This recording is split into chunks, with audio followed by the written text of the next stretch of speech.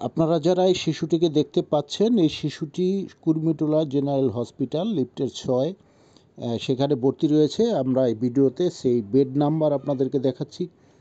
আপনাদের সবার কাছে রিকোয়েস্ট, এই ভিডিওগুলি আপনারা বেশি বেশি করে শেয়ার করে দেবেন। আমাদের দেশে অনেক হৃদয়বান মানুষ রয়েছেন যারা হসপিটালে এবং হসপিটালের বাহিরে সুবিধা বঞ্চিত অসুস্থ মানুষদের পাশে দাঁড়ানোর জন্য তারা নিজেকে ব্যবহার করছে।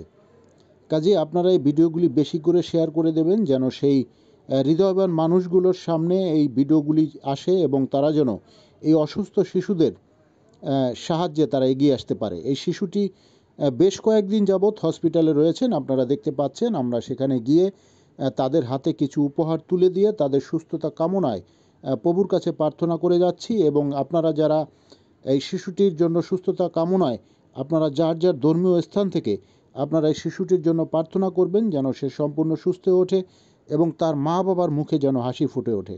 আমরা অক্লান্ত পরিশ্রম করে যাচ্ছি ঢাকা এবং ঢাকার বাহিরে সরকারি হসপিটালে এবং গ্রামগঞ্জে নানান জায়গায় আমরা ঘুরে বেড়াচ্ছি।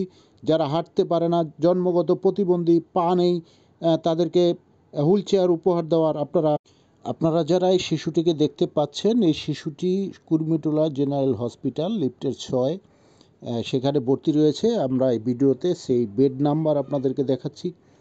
আপনাদের সবার কাছে রিকোয়েস্ট, এই ভিডিওগুলি আপনারা বেশি বেশি করে শেয়ার করে দেবেন। আমাদের দেশে অনেক হৃদয়বান মানুষ রয়েছেন যারা হসপিটালে এবং হসপিটালের বাহিরে সুবিধা বঞ্চিত অসুস্থ মানুষদের পাশে দাঁড়ানোর জন্য তারা নিজেকে ব্যবহার করছে।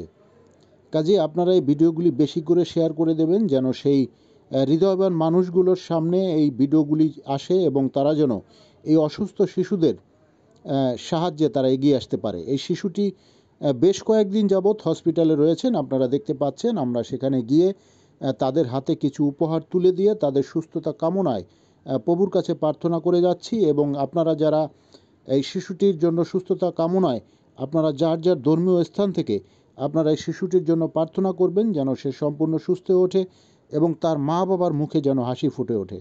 আমরা অক্লান্ত পরিশ্রম করে যাচ্ছি ঢাকা এবং ঢাকার বাহিরে সরকারি হসপিটালে এবং গ্রামগঞ্জে নানান জায়গায় আমরা ঘুরে বেড়াচ্ছি। যারা হাঁটতে পারে না, জন্মগত প্রতিবন্ধী, পা নেই, তাদেরকে হুইল চেয়ার উপহার দেওয়ার